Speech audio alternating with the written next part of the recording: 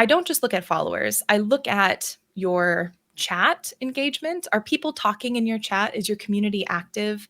I'm looking at video views because even if you have fewer followers, if you're getting really good amounts of views, your content must be engaging and reaching people. So it isn't simply like, oh, you've reached 100K, you can get any key you want because you've got a certain number of followers. You do need a certain level of engagement and viewership that's actually actively participating in your channel. With that being said, there's so many caveats because it's such a human interaction based, I think, field.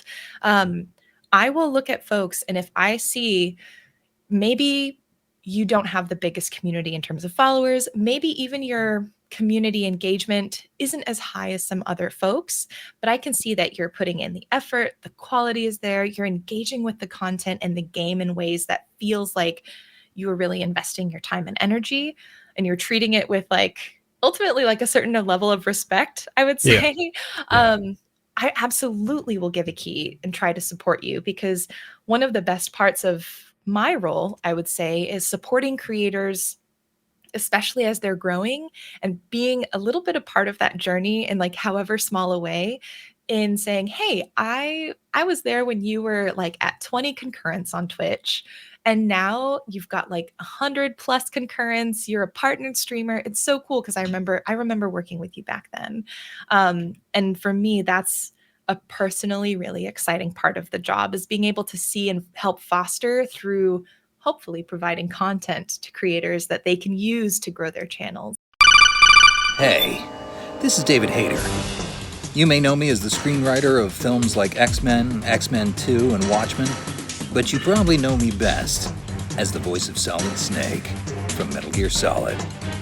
And you're listening to Hawaii's #1 podcast, the Kasanova Podcast. Kept you waiting, huh?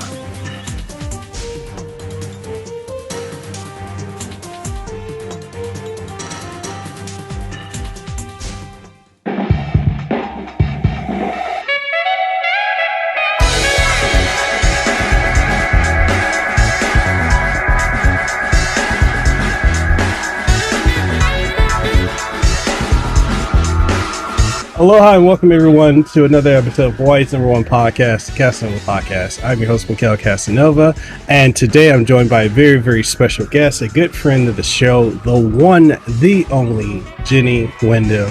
Jenny, how are you doing? I'm doing really great. Happy and honored to be here.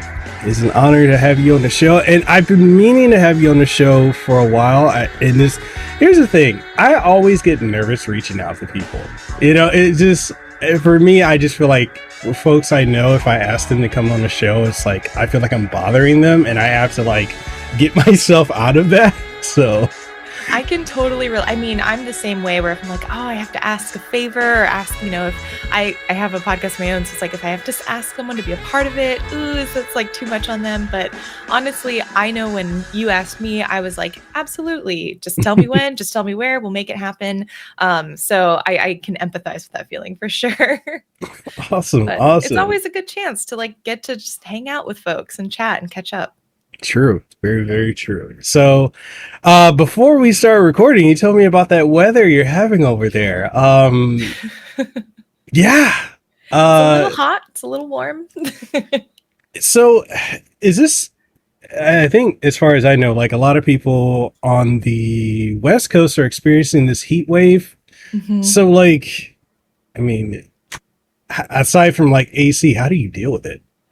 Honestly, I have been just lying in bed, and I can't even play games. I was actually talking to a friend earlier this week, and I was like, it would be one thing if, it's a heat wave, but I have AC, so I can just stay at home and chill for a little bit.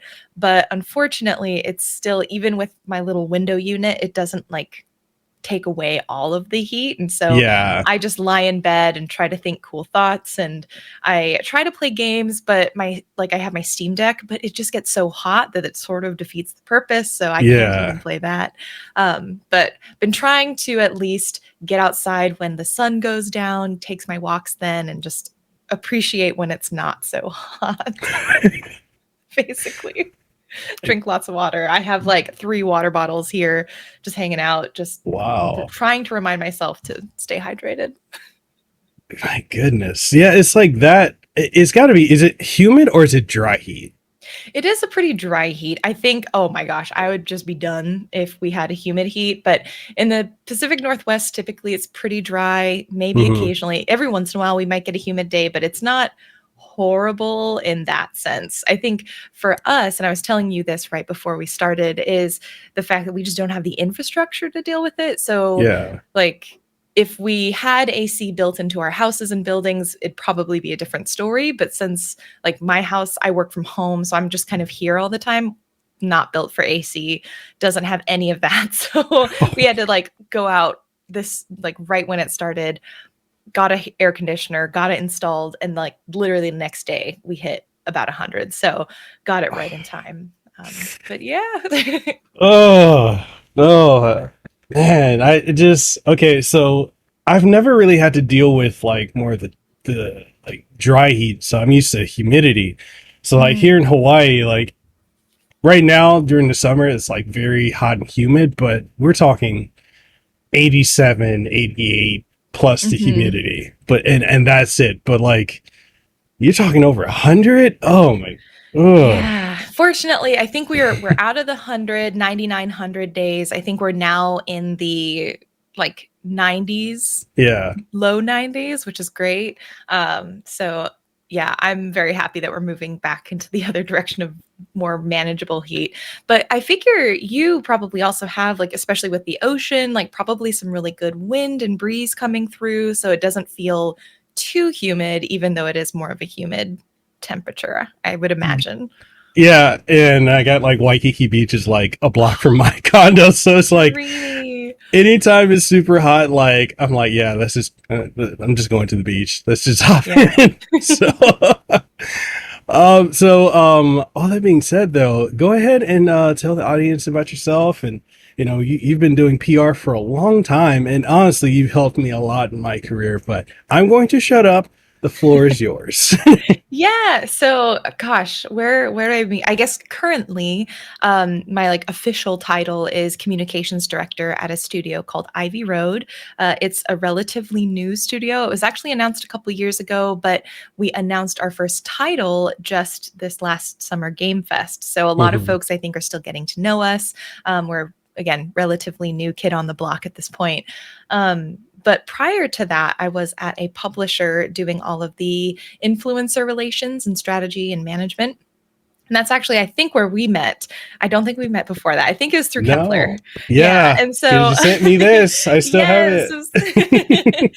And so at Kepler, I was the senior influencer manager. So I was in charge of like the global programs where for every title at Kepler, I was the person where people they wanted a key. If I was sending press packs and gifts like the Ultros controller to creators, I was sort of the one spearheading all of that, which was really fun. I loved working at Kepler. It was really hard to decide to take another opportunity, but I'm also very happy that I'm at Ivy Road too. And on the side, I do a lot of other things. I am one of the organizers for Wholesome Games.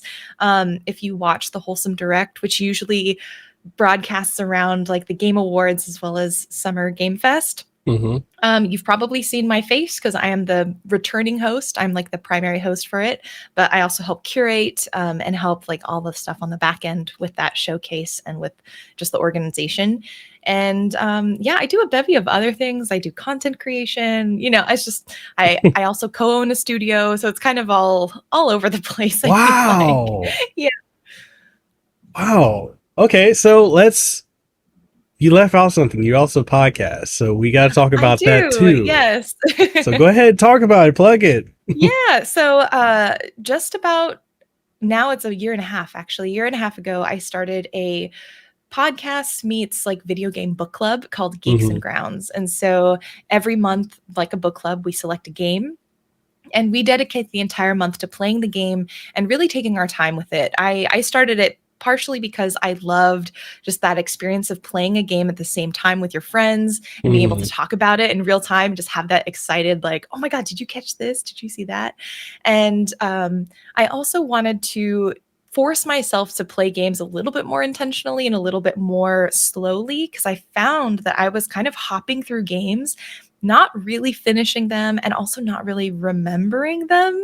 I'm guilty of that. Yeah. And I was like, and that's, I think, fine to a point. But personally, I was like, I would love to be able to, with some of these experiences, remember them because I had such a good time. And so I actually, here, I have it right here, just as a fun, I also used to be a teacher. So if y'all are listening and you're like, whoa, this is a different level of nerdy, it's because I was a teacher. Go But I for it. started to, when I was playing games, like take little notes on them and kind of annotate my game experiences like like a Wow. journal. And so in doing that, I was like, it'd be really cool to like have other people join in. And so now it's a podcast, a newsletter, a Discord community. We all play a game together. We ask questions of each other, and every month we have a kind of culminating hangout where we just sort of sit in Discord for about an hour and talk about our favorite parts of the game and questions that we still had. And it's been a great time. So yeah, that's my passion project for sure. Awesome.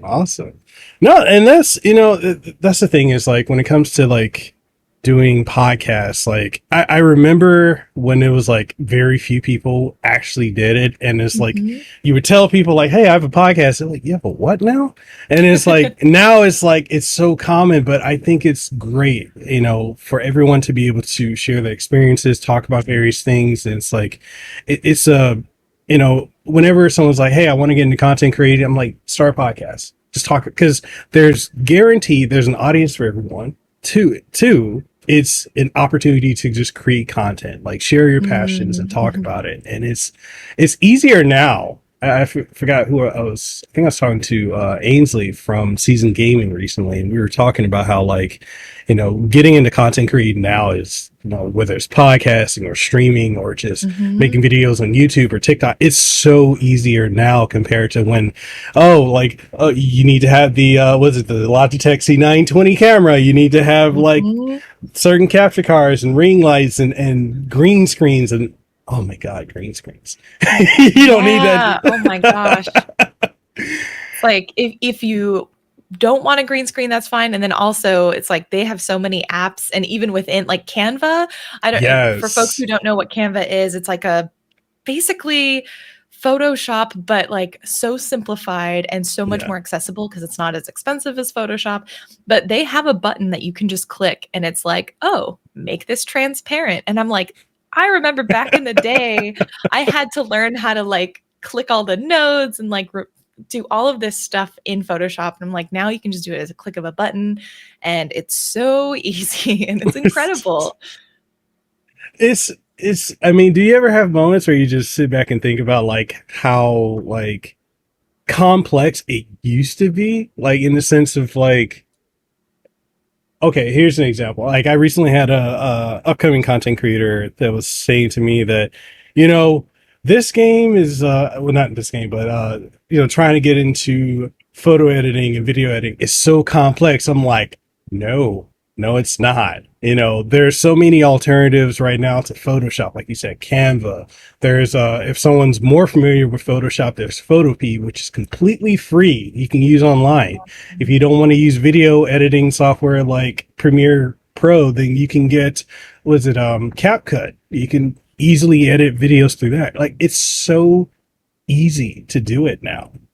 But yeah, I think like you were saying, at this point, if you want to make content creation a thing that you jump into, it's pretty incredible because you really can. Like there is like a dupe for Photoshop. There like CapCut, you're exactly right. There's there's a ton of softwares and apps that you can use that are so cheap or free that can allow you to create just incredible things. But I do think there is value, like for folks who are wanting to go into like photo editing. Of course, you want to know the technical stuff. And if you're like going to get into the highest of levels, sure, knowing that's important. But especially when you're getting started, like it's really cool to not have that be what's it called? A gatekeeper or like gatekeep access. Because it's like what I love the most, and you, I'm sure know this, and you've seen this among the content creator sphere, is a lot of people think they want to go into content creation. They spend a ton of money, a ton of time to do it and get this tools for it. And then it just doesn't pan out. They're like, actually, this isn't for me. I think that's very important and very valid to recognize for a lot of people. but then you've spent so much money and time on all this stuff. And it's nice that now you can try it and not have to do that and Yeah.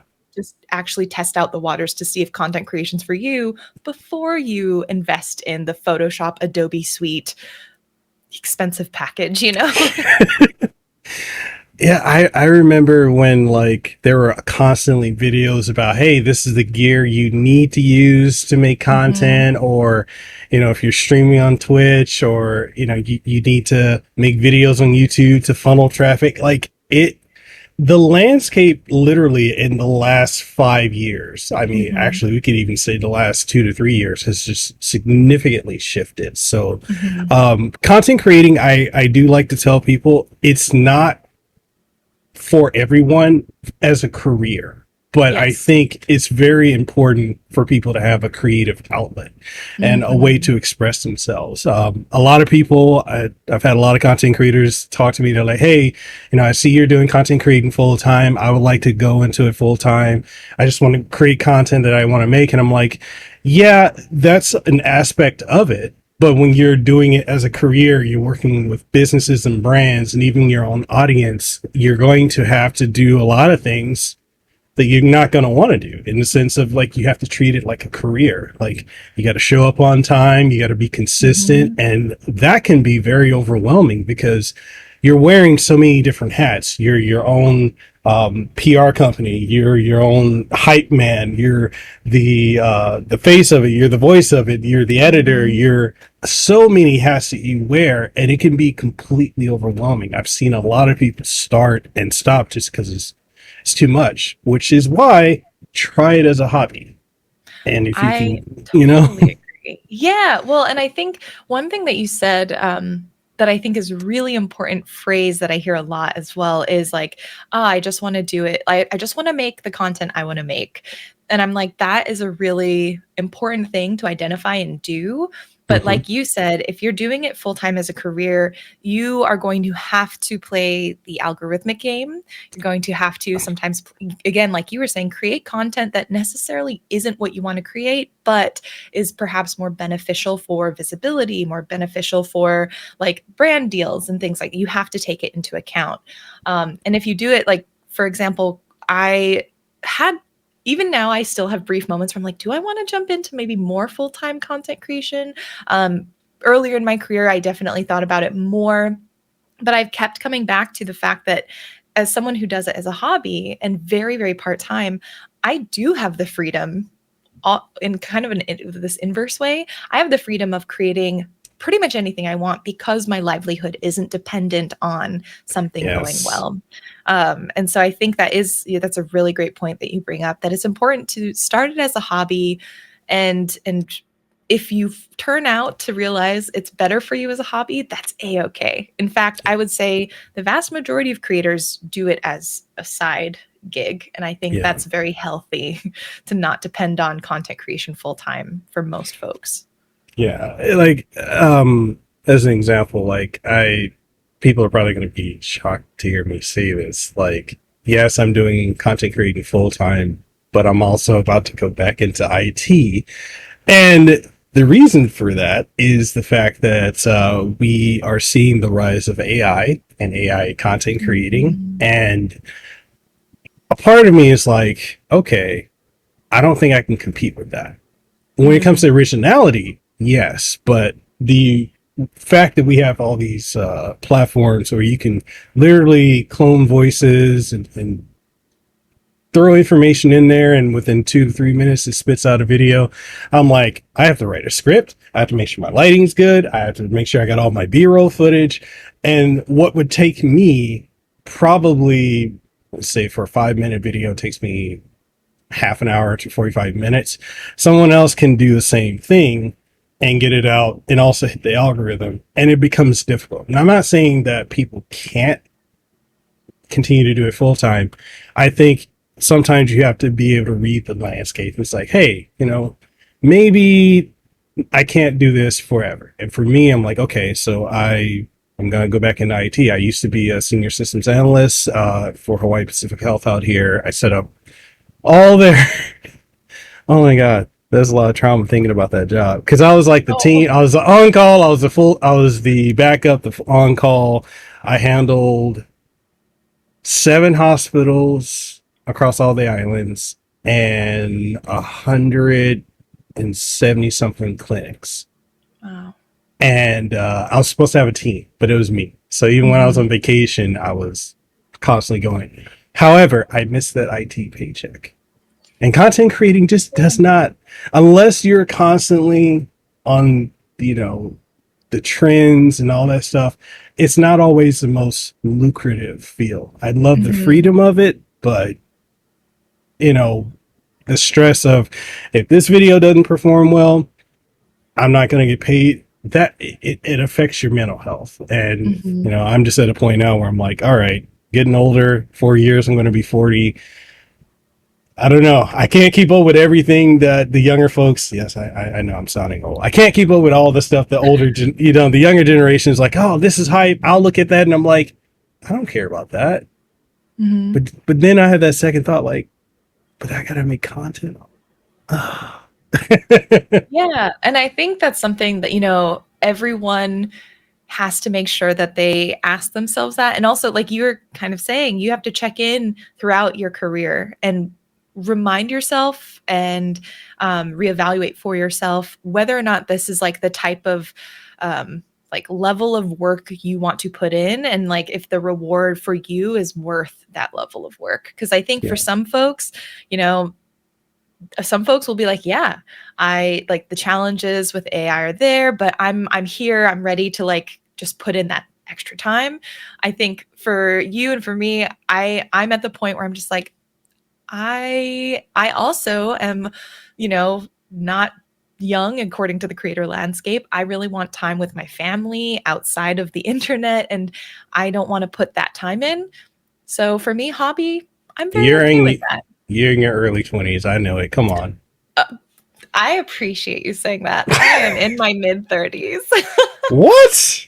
Oh Yeah. wow. I would no. So thank you. I appreciate it. This is why I came on the podcast. I was just here to fish for compliments. No, and it's the creator landscape, the people that are getting into it, like a lot of people jumped in during the pandemic, and I feel like if you really were to assess the creator landscape, prior to 2020, not everybody was trying to be a content creator, and it was in many ways I feel like the competition was lower, even though technically the competition is yourself. It just wasn't as hard as it started to become pandemic and post. Just now it's just there's so many people, and there's a lot of creators that have come into the space. They've blown up. Like it's crazy seeing how many people started in 2020 and they're Mhm. multimillionaires as content creators. And I'm just like, well, damn, I've been at this since 2014. I guess. I'm like, am I failing? No, but everyone's journey is different. But the Mhm. demographic is way lower. You have people that are starting, that are teenagers or preteens and in their early 20s, and a lot of the stuff is just they're quicker at it, in my opinion, than I am. I'm Mm. just like they see something, they're like, oh, it's trending, or if they're posting on TikTok, they're like, hey, this song is trending, and I'm over here like, I don't know any of the music that's out nowadays. I've become that old man. I'm like, what? Back I in will my day when say I will say though, I think for anyone who's listening and like again, like we're both in our 30s, but if you're like, "Oh, I'm in my 30s, but I wanna start content creation," I would say still if yes, you can find success still if you are like, "I don't wanna chase the trends," but I think you do have to redefine what success perhaps may mean to you. For yes, example, you may not see that explosive growth that if you were doing the viral trends, if you were playing the games and, like, really looking algorithmically like, "Ah, this is the thing that's gonna probably give me, like, the followers boost," like there is that sort of level of extreme where you can gamify. Like it's kind of fascinating actually. The more I've been in the content creation space, the more I'm like there are formulas that while that nothing is guaranteed can definitely increase your chances for mm-hmm. success. But I think on the far other end of the spectrum you have folks, I think maybe closer to your mentality, to my mentality, where it's like, I don't necessarily want to do that. Perhaps I'm in it more for like there's this personal intrinsic value that I find, the joy in that creation, and I want to like avoid chasing the trends. And then there's a bunch of stuff in between. So I feel like don't feel deterred if you're like, I was thinking about jumping in and Yeah. I'm like, is it worth it? I think as long as you can define for yourself what success looks like and you can be honest with yourself, then that's good. Because I think for me, what I struggled with initially was like, oh, I'm not really growing. But then if I looked at it, I was like, well, I'm only streaming 1 or 2 times a week. That's not like, I know I've worked with other creators. I've told them this, I can't look at myself and think that's going to be any different. And it took me a little bit to be honest with myself about that. So I think that's a huge role in just being a content creator and putting yourself out there is just understanding sort of there is a cause and effect, and you just have to be honest with yourself about it. Yeah. And also like another thing to be mindful of is we all deal with imposter syndrome. Mm-hmm. It hits, and you should not compare yourself to other creators. Everyone has their own individual journey. Like, for instance, like I literally just hit 50,000. There are people who started when I did who are like at either a million or further along. And if I were to sit here and compare it, I'm like, oh, I'm failing. But at the same time, put it in perspective, 50,000 subscribers, that's a whole stadium. You know, Mm-hmm. 5,000, 1,000, that's a venue. So you have to, like you said, define what success means to you. And just a trap a lot of creators fall into is metrics and just looking at it, staring at it constantly. That is a rabbit hole that you can lose yourself in. So be very, very careful of that. Mm-hmm. It's such a fine line because it's one of those things where if your goal is to grow and your goal is to reach like a certain level of visibility on a platform, you do have to look at what other creators are doing and you do Yeah. have to look at your metrics. But like you said, it's important to balance that without getting lost in it.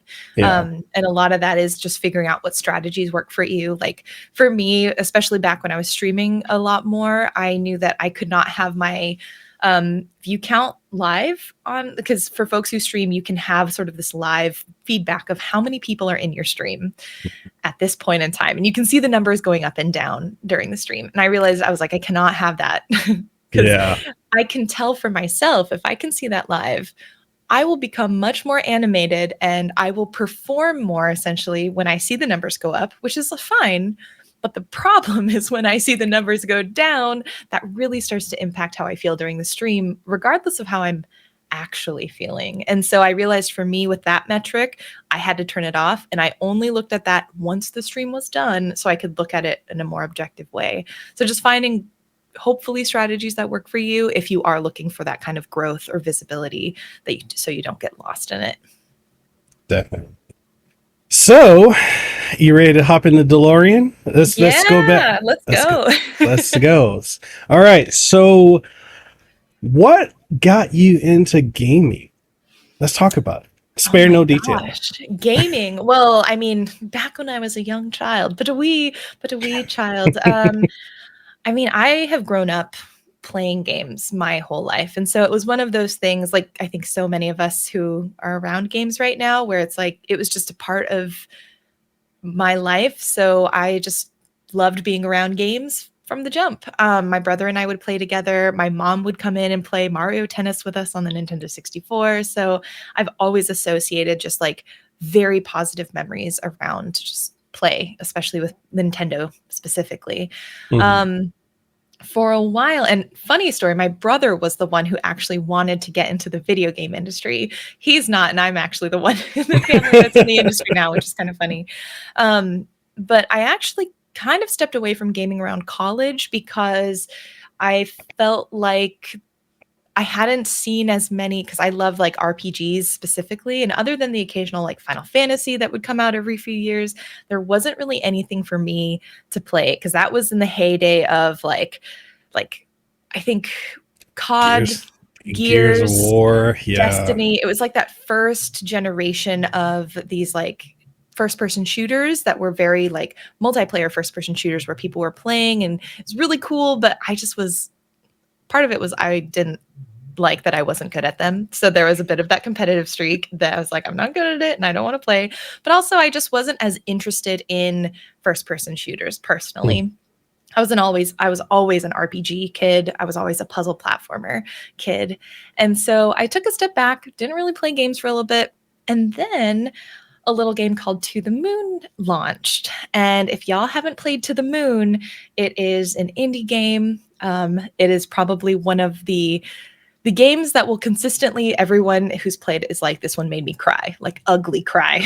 This is that game. I played it and I was just like, what is this and where are more games like this? And that's what got me into this world of indie games. And at the time I was a teacher. I was actually teaching middle school and high school. And I was just playing games as a hobby. And I started creating some video content to help me just have a chance to focus on playing games and just enjoy playing games. But also, I was recording some content for games to be brought into the classroom. So using that as like ways to teach, because I taught English, like different literary devices. And it's like, how are we Hmm. seeing these in media? And through my videos, because I was focusing primarily on indie games, a company reached out to me and said, hey, would you like to create content for us? Maybe help us manage our social media and community? And I was like, sure, why not? I'm a teacher. We don't earn very much money. So I will take an extra part time job. And from that company, I just increasingly got more responsibilities. I got a role in community management. And eventually they asked me to come on full time. And so I had the hard decision of do I stay in education as a teacher or do I try this other industry out? And obviously I picked going into the game industry full time. Reasoning being I can always renew my teaching license if I ever need it. And I have been in the game industry since. So it's been a great, great journey. So I want to touch on a number of things, but the one that you said about how like that generation of Gears and Call of Mhm. Duty, I felt the same way because for me, Yeah. I grew up with RPGs, platformers, fighting games. Mhm. Okay, so I used to go to arcades with my brothers, and they would stack the milk crates in the arcade, put me on it, Oh, and they'd be like, "Hey, if you guys can beat him, you can. Here's $5 if you can beat him." So we used to hustle. that's My brother, so cute though. I'm like 5 or 6 years old on sticks, just like beating everyone in Street Fighter and Fatal Fury and such. So, but like I grew up playing fighting games and platformers and RPGs, and so when roughly around the same time as you, like when came to college years, I kind of fell out of gaming because everyone was in Call of Duty, everyone was into Gears and Halo and all that, and playing online, and I'm like, it felt very foreign to me because I was Mhm. not used to first person shooters. I didn't understand. Okay, so I'm playing this match on Call of Duty. I walk 2 steps and I get shot. Like, like it was bizarre to me. And then I feel like at that time too, the industry just wasn't really pushing RPGs as much or even Mhm. platformers. And it's like, yeah, like that was an error. I haven't.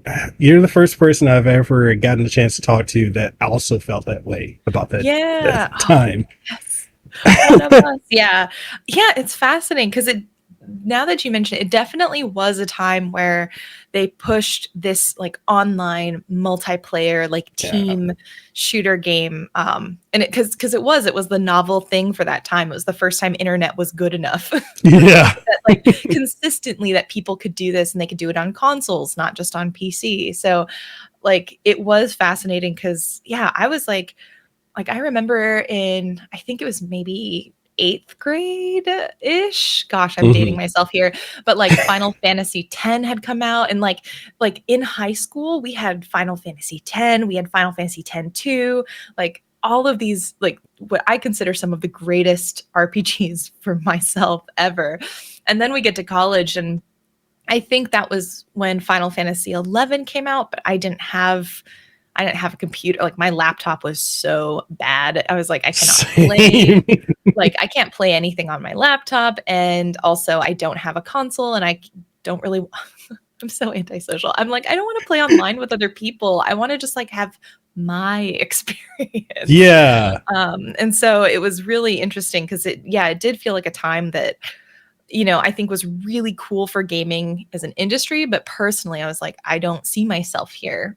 And the times I did go online, especially like being in voice chat, if you hear a girl's voice, it's like pretty toxic. So Yeah. I had a Yeah. few I had a few pretty memorable experiences that were not so pleasantly memorable. And I was like, I am going to peace out of this and come back another time. So speaking of that, like, do you feel as a woman who games, like, do you Mhm. feel the landscape from then, your initial experiences to gaming online till now, has improved? Or because it Mm. feels like when you talk about that, there are people that want to be like, oh, that doesn't really happen. But no, there's a lot of bad experiences a lot of people have gone through. Yeah, I would say, I mean, not too long ago, like just this past year, we had essentially what was coined as like a Gamergate 2.0, where there was another wave of just like super uh, just misogynistic attacks towards people in the gaming space, specifically like women. And so I don't think it's gone. I do think, though, there are more spaces that are dedicated to combating that, which is really Yeah. nice to see. And I think more and more people are becoming more vocal when they see something happen. But I think in a lot of ways, the internet feels like it's gotten more extreme in some places, and also it's bigger and more accessible to Yeah. a wider group of people and wider group of ages. And so while I think we have more places accessible to any like marginalized identity, essentially, we also seem to have just as many cropped up, I feel like, with that Yeah. enable people to not behave well on the internet. And so I am very hopeful, but I do, just being realistic, it's still something that everyday people encounter. And so I would say if anyone does hear anything and they're in like a voice lobby, speak up, because it does very much make a difference and it does really help. Yeah, it's sorry. I just heard the whirling. I'm like, what the hell? Yeah, they're working on that elevator. No, so one of the things too, like especially as a content creator, anytime I voice an opinion on something or if I play something online, there's like, if I were to put the odds, like 10 out of 10, I'm probably going to get something negative thrown at me. Um, and it's to a point where it's almost like people thrive on that negativity, that toxicity, and I don't understand why. Like, I recently have come out to say, and a lot of people kind of came at me for saying this, but I basically said I don't enjoy talking about video games online anymore, or anime, or anything I enjoy, from movies to music, just because it's like it's so polarizing, where you say you like something or you may not like Mm, something, and it's like there are people that will just pop up to say immediately why you're wrong, and oh, why are you stupid, and all this other stuff. And it's like navigating a minefield, which is weird because growing up, finding other people that were into games was not common because gaming mhm. wasn't mainstream. But now it's just like it's constant toxicity. Like, I rarely stream, but when I do stream, like, I get attacked for my skin color, the way I look, my dress, Mhm. my tattoo, all this other stuff, the way I speak. A lot of people don't know English is not my first language; it's actually my third. So I do screw up a lot when I say things, or the phonetic Mhm. structure. Hey, you're an English teacher, help me. Yeah, no, you had it. Phonetic, you got it. Like, sentence structure and everything, because my original language is Samoan, my second language is Tongan. And so learning English is just it's the phonetic structure is way different than that. So Mhm. And then when I learned English, I learned it when I lived in Memphis, Tennessee. So I do have a slight Southern twang to the way I say things, and then people mock Mhm. that. So it's just, yeah. I can imagine as a guy, going through that, but like as a woman, it's got to be, way worse. And it's just, we're seeing the, people attack those who are trans, which is unfortunate because it shouldn't be happening. Like Mhm. we like gaming, let's talk about it. Why do we need to bring this toxic nature into stuff? And I also feel like society as a whole was a lot more insensitive when we grew up, and we're able to look back on it retrospectively and be like, yeah, that wasn't okay. Yeah, we Mhm. shouldn't glorify that. But there are people who, for whatever reason, do, and I don't understand. Yeah, and I think, like, again, there are really good pockets and spaces of the internet, which is why, honestly, I think the places that I have found some of the best communities, most supportive communities, have been looking for content creators who are willing to moderate their spaces and say, hey, these are the boundaries of how we're going to act and treat one another, and we're going to maintain those boundaries.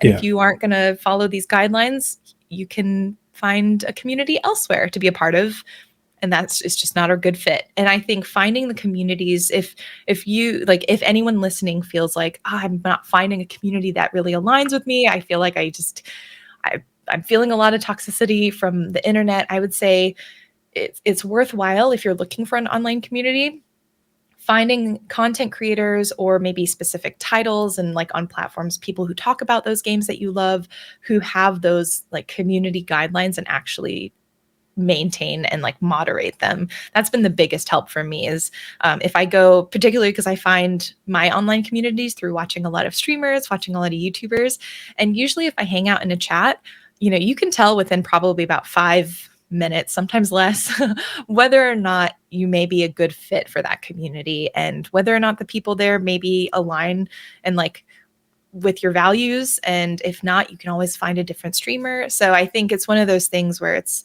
really important to, because the internet's so big, find the people who you do vibe with, because that will help you, hopefully, most likely, avoid that toxicity, and not feeling like you're with people who get you. yeah.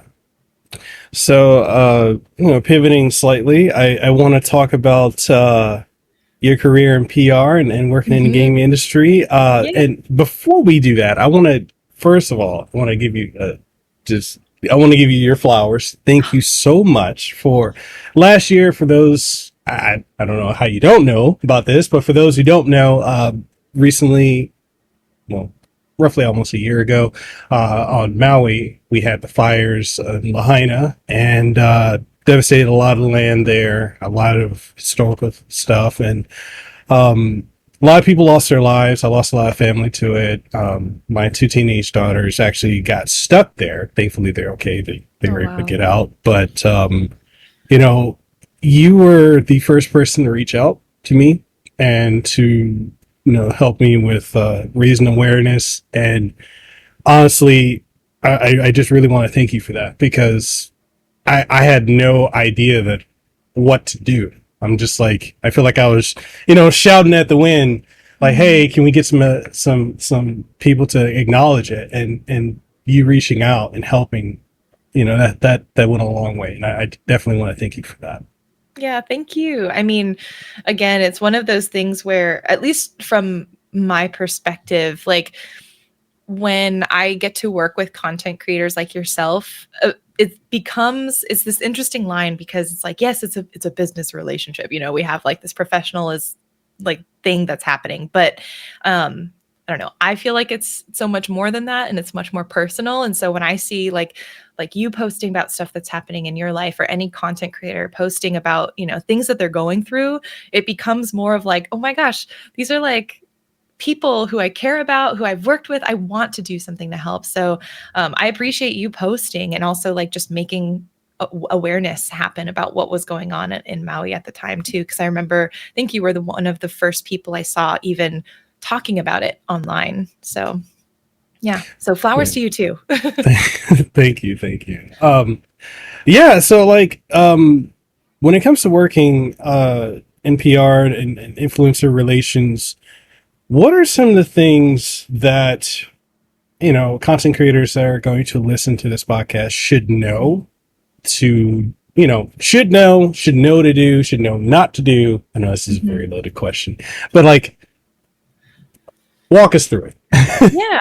Um, this is such a time-repeated, time-old piece of advice, but especially if you want any sort of outreach about, game codes, opportunities, paid or unpaid, I would say making sure you are keeping your information as accessible as possible is the number one thing to do. And I say it because like right now I'm going through and trying to like find emails for folks, and there are people who I would love to work with who just don't have any way for me to access contacting them. And that's all. I can't, I'm not going to put out a public tweet that's like, hey, can I send you an email? Because that's just, Yeah. it's just a little no. And so I would say if you are a content creator who's interested in opportunities, make sure that your contact email is available in at least 2 different places.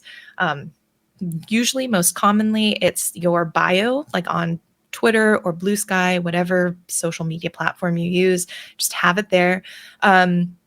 And if you're on YouTube, have your email not just in that email contact form, because that was removed.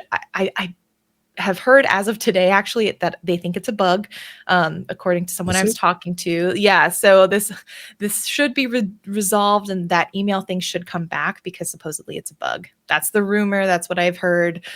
So fingers crossed that's true. But just in case, and honestly, regardless, even if it is a bug, put your email in the about section of the description of your channel description. I say this because YouTube actually limits, even when it's not, even when the email's showing, it limits the number of emails you can look up in a day. So for example, I think it's like 5. It's like something ludicrously small.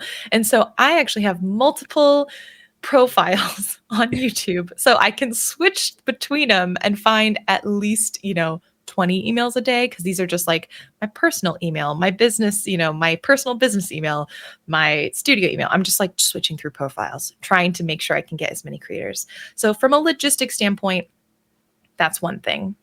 The second is when you're creating content, know who you are, which is such a broad thing to say. But I think as a person who constantly looks at creators' profiles, I'm looking really for 2 major things in terms of who you are. I want to know what kind of games you play and what you most often play and what resonates with you and your community. And I also do want to know a bit about you and your hobbies and values.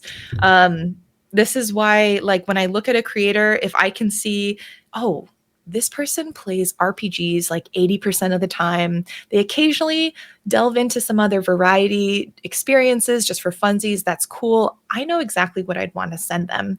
If I look at their profile and I see they have cats, that's great, because this can allow me just another way to interact with them, to get to know you. If I have a game that has cats, this allows me to help connect with you on that level. So don't be afraid of not just showing like the genres that you're into, but yourself, like specific aspects of yourself. One thing I see a lot of folks saying is that they're a variety creator. And while that may be true, it's really important to identify, I'd say, at least like 2 genres that allow you to maybe be a little bit more honed in. Like, I'm a variety creator, but I really love horror games. I'm a variety creator, but I really love non-violent games like life sims and puzzles, things like that help people further hone in. Because the problem, if you say you're a variety creator and I go to your page and I have no sense of what you like to create, what your audience likes to watch, it may not seem as valuable from a PR perspective than a creator who focuses on the type of game that I'm trying to promote. And that's just kind of like the business side of it, where unless you're huge and it really doesn't matter because your audience is so big, you can play whatever you want, I'm going to be looking for people who play a specific type of game when I'm going out to search. Okay. I'll stop there because I feel like now I'm rambling. There's so much more I could say, but no, go. Keep going. No. It's My friend Roberto Blake often says like you should niche down as a creator if you want to grow, and I agree with that. So if you're trying to be a variety content creator, like you're saying, you do need to hone in on specifically what it is that you're covering. Like I personally, I'm a variety content creator, but my specifics are I do a lot of RPG slash fighting games if we're talking about the gaming format platform. And if it's the other spectrum of the content I make, it's podcasting, interviews to inform people about, voice acting, the game industry, tech industry, and such, as well as focusing on um, tech. Like I like Mhm. tech. So in the way, and I also recommend this too for people if you're streaming on YouTube or if you're making content on YouTube or if you're making content on Twitch, the way you lay out your page is very Mhm. important. Like I lay mine out. I think I can, I have at the top voice actor interviews, my shorts, game reviews, tech reviews, podcasts, and I have them in a specific order so that you can see, okay, I go to this page, this is what this person is about. Mhm. It's very important to, in my opinion, to lay it out similar to like a resume. Mhm. Yeah, So, exactly. Yeah, I think that's a great way to put it is when people go, you can have your media kit, but most often, like if I'm looking at a creator, I'll look at their media kit if they send one along, but I'm going to their Twitch page. I'm going to their YouTube because usually that is going to give me the most real-time, most updated perspective on what is happening in their channel. Because some folks will send their media kit, but it's like they updated it 3 to 6 months ago. It's maybe not the mhm. most relevant. So it's like great to have, but your page is going to be where I gain all of that information. And some of the other things I look at that if you're a creator requesting keys that you may want to keep an eye on or just keep aware of are things like how often do you create content? Um, I don't necessarily deny people just because they've only created like 2 streams a month or they only do one video a month because if your quality is there, that's really what matters. But if I see you haven't streamed in 3 years and you're requesting a key, I may have some questions just Yeah. because I don't know if you're going to be using this as your comeback stream. Perhaps there's a reason why you haven't been streaming. And if that's the case and you're a content creator, let me know if you're reaching out. Like, hey, I haven't streamed in 3 years. This is my plan with the key. And I would appreciate, if you took that into consideration. I also look at, in addition to the games that you're playing, the consistency of your content. Follower count does not really matter as much as it used to anymore. Yeah. I would say I look at your follower count because, to a certain extent, my ultimate sort of goal or my ultimate purpose is for my boss, for my company. I'm supposed to try and get as much visibility as possible with the keys that we have available. And Hmm. so I'm going to be looking at and seeing, all right, with your channel, with your community, how much visibility can I get? That is a reality of getting keys from a PR perspective. Um, but I don't just look at followers. I look at your chat engagement. Are people talking in your chat? Is your community active? I'm looking at video views because even if you have fewer followers, if you're getting really good amounts of views, your content must be engaging and reaching people. So it isn't simply like, oh, you've reached 100K, you can get any key you want because you've got a certain number of followers. You do need a certain level of engagement and viewership that's actually actively participating in your channel.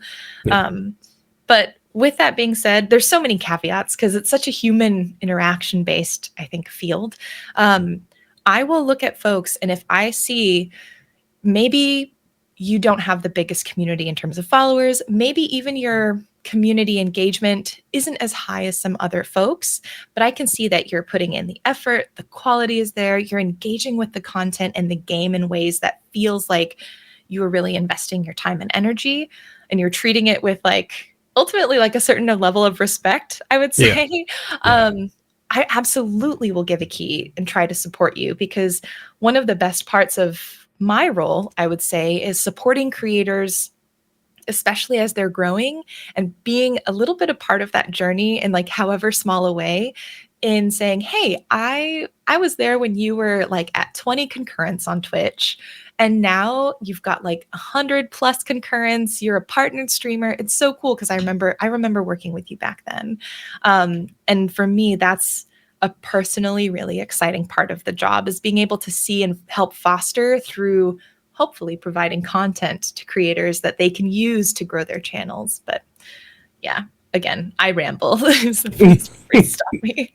No, no, no. That's perfectly fine. The other thing I want to add to that is, and this is very important if you're a content creator. If a company gives you the opportunity to review something, say a game or a piece of tech, or stream it, or you get a paid opportunity, please treat that with the respect that it deserves, because there are billions of people on this planet and they picked you. That says a lot. Mhm. I anytime I get something from any company, I throw it into my to do. Put it on my calendar, and I'm like, hey, I need to make content for this. I'm going to treat it like the respect that it deserves. It's something that interestingly enough, like I've run into it a lot with a lot of content creators that I've helped, get connections with certain industry people and get codes for things. And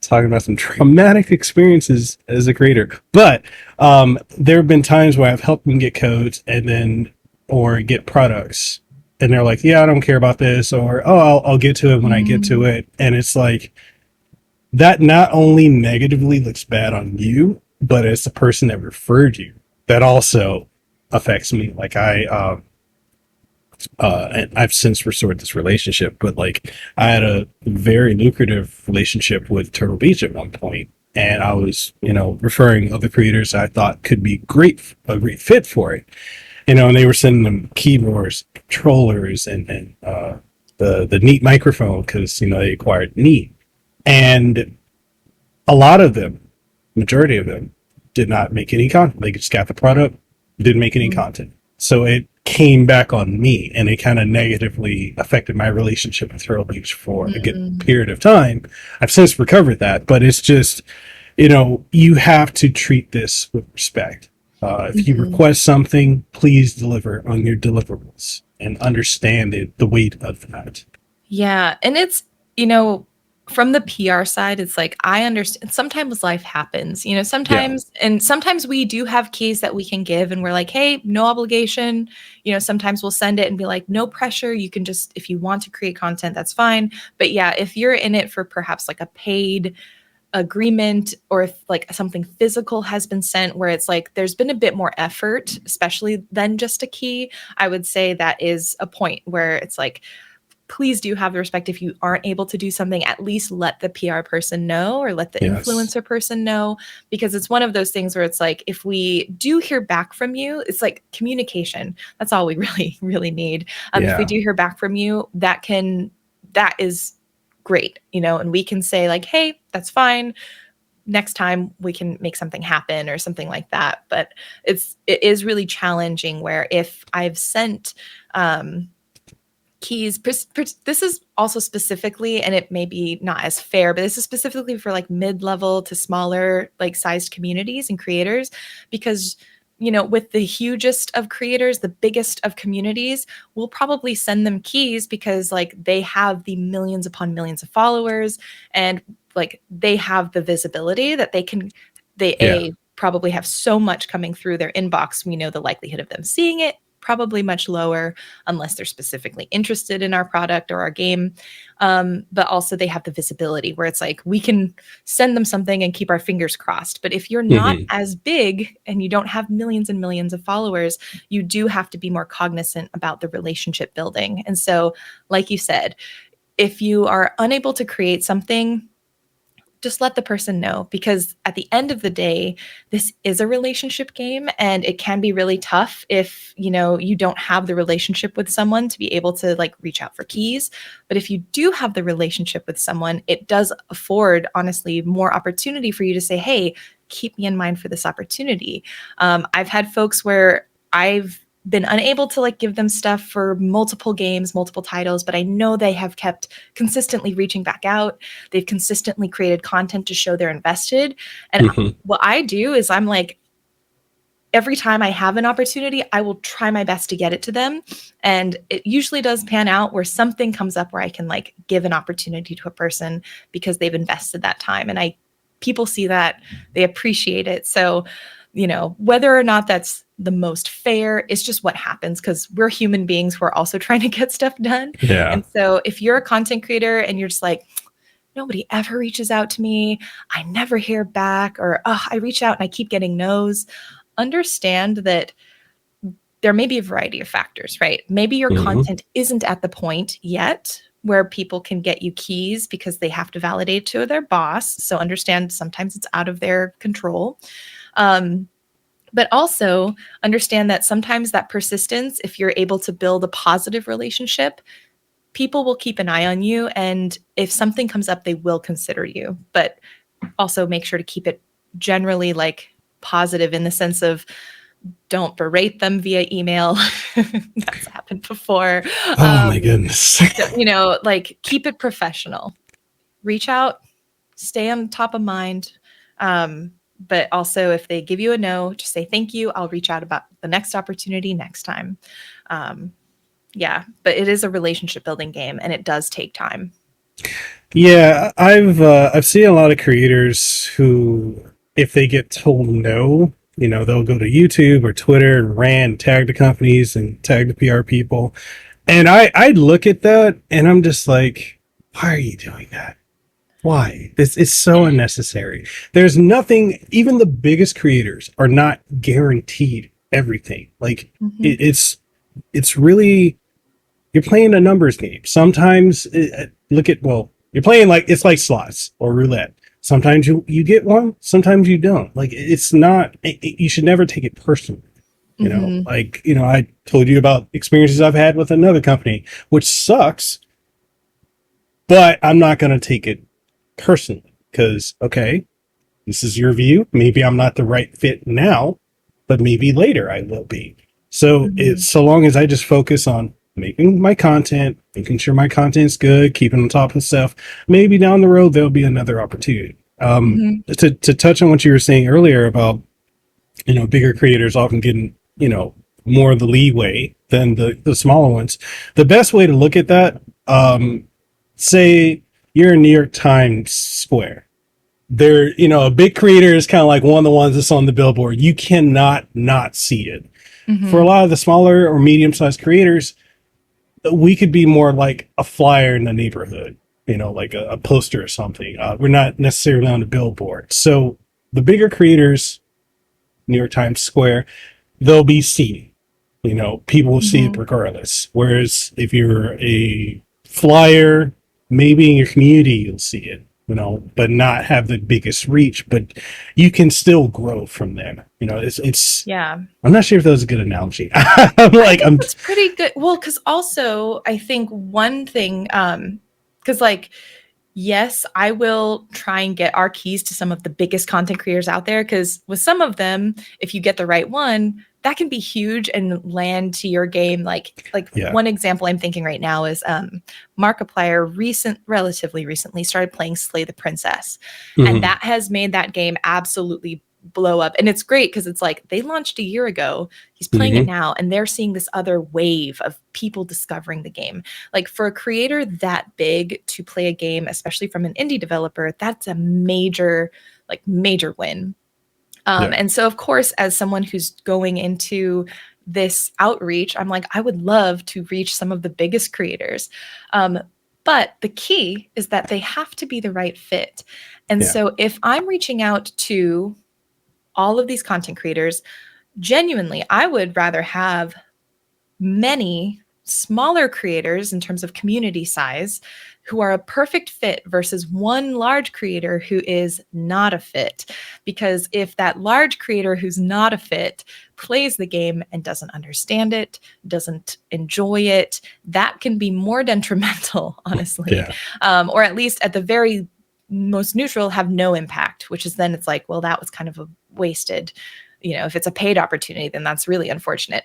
And so I think it's one of those things where if you are smaller, don't discount, and know that we as PR people, marketing people, we understand the power that communities have, even if they don't have millions of followers. In fact, there have been studies and like stats shown that conversion rate, so basically the rate in which people will like click on a link, for example, purchase something, conversion rate is actually sometimes stronger in these mid to smaller sized communities because there is more connection with the creator versus a massive community, because in that massive community there's less of that personal interaction and not less trust, but there's less of that like, oh, if I'm going to click on this because I know this person's playing it, there's a little bit less of that overall.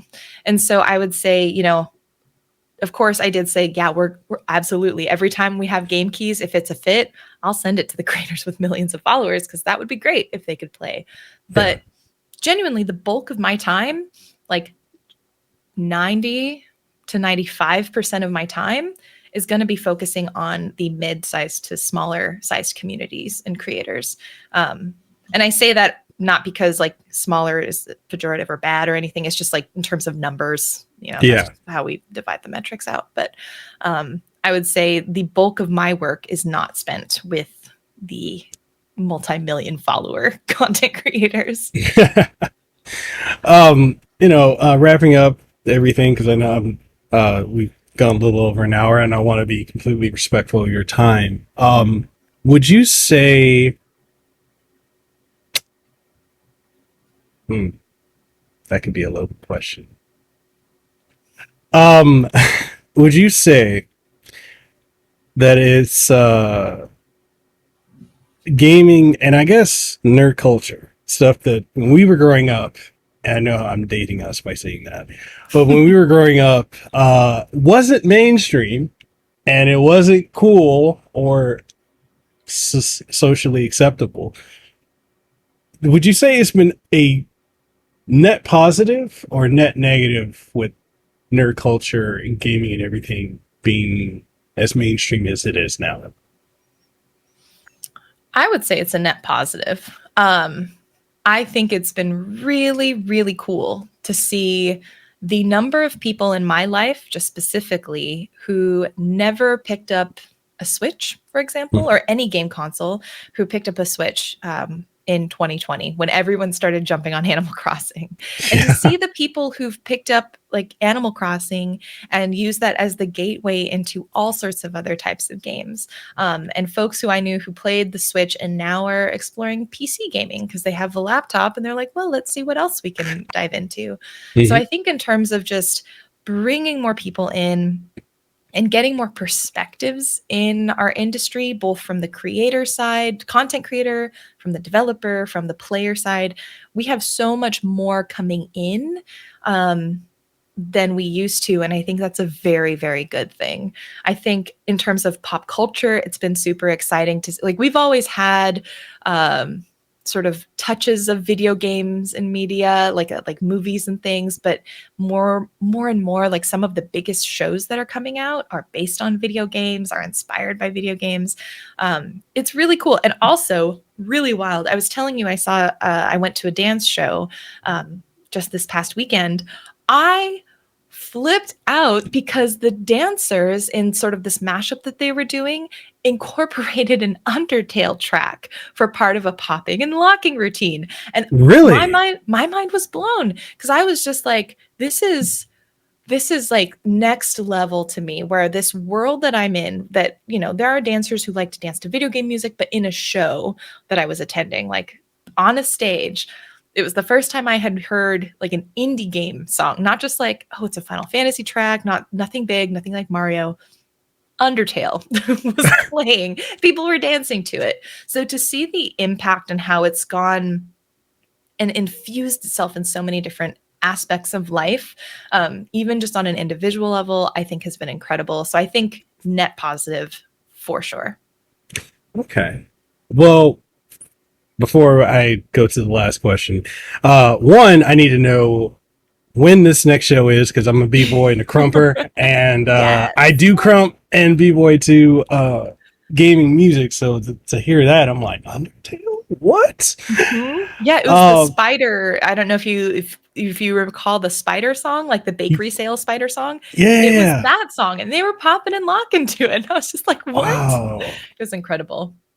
Oh, wow. Okay. So, yeah, I definitely check that out. But, okay, last question is there anything you want to leave the audience with before we go? Any advice or anything you want to promote? Take as much time as you need. Floor is yours. Oh, that's a big, big question. Any I know. advice? Um, I would say, I think so. One of the things I firmly believe in is that games allow us to learn about ourselves and learn about the world around us through play. I think it's Mhm, really important that we play games, but we also use that as a chance to think about who we are and like who we want to be. mhm, This idea, especially because so much of what we play is about saving the world, making these video game worlds a better place. And so I would encourage folks to, as I guess this isn't advice, this is maybe like a request. So I am demanding something from everyone listening, but I would love to encourage everyone as they play to not simply think about video games as experiences isolated that you just when you're in it, you're in it. And then when you turn off the game, you're out. Think about like the things that you have learned from video games, what you've drawn from, and how you would like to maybe apply some of that to your daily life. Whether it's like for me, honestly, I've been thinking a lot about Undertale, not just because it was in the dance show. One thing that I love about Undertale is the fact that your character, as you traverse through this sort of magical underground world with monsters, you are consistently given the choice to be kind, and you're also given the choice to be not so kind. um, yeah. and this idea that a game consistently gives you that choice, and you can consistently choose to be kind, like that is a really interesting decision that this game Mhm, has made. And I've been thinking that like if anyone's looking at the world news, a lot of stuff is happening. And yeah. so especially right now, this choice to be kind and have it be like a verb is really interesting to me, and it's something I've been pondering a lot. So I just would love to encourage folks to like think about the games you're playing and see how it can and change or improve or think like just impact the way you think about your life outside of just the game itself. Um, and if you like that kind of conversation, this is the plug part, I suppose. Go for Um, it. you can go to geeksandgrounds.com because that is where all the stuff about my video game club exists. If you're interested in participating, you don't have to be a part of the Discord. If you just want to listen to the podcast and sort of enjoy the episodic breakdown of games, just like as an internal reflection, that's cool. If you want to join the community, the Discord is there. So you can talk with other folks. It's kind of a la carte, however you want to participate. And if you want to just find me online, I'm Kimchika pretty much everywhere: YouTube, Twitch, Blue Sky. If you're on Twitter, I'm at Kimchika25 because someone else took my handle before I could get it. But yeah, I just want to say thank you for having me on here and for just letting me chat casually and candidly about all of this stuff. Awesome. And it's an absolute honor having you on the show. We definitely need to have you back on again very, very soon. I think only other thing I have is like, are you going to be at the Game Awards or Gamescom? What? We have Gamescom. I think Gamescom is technically what's next. I won't get Gamescom this year, which, yes, because I've gone the last few years and it's so hot in Germany at that time, in Cologne. But I will definitely be at PAX West this year Okay. for anyone who's attending. And then most likely, I think I'm like 99% sure I'm going to be at TwitchCon US this year as well. Okay. All right. So with that being said, people, that's the episode. You can catch. Oh, I just froze on my outro. I was like, wait. Okay. Anyway, sorry. This happens. People. I always get nervous when I'm doing podcasts. But anyways, that's the episode of the podcast. If you enjoyed it, please, if you're watching on YouTube, the video version of it, then make sure you like, comment, and share it around. Also, you can catch in video format on Spotify, which is the sponsor of the show. Thank you, Spotify, for allowing us to keep the lights on. And also, you can catch the show on every other major podcasting platform. And for my guests, links to everything will be down below. Hopefully, you found a lot of informative things with this conversation. If not, hey, maybe it wasn't for you, and that's okay.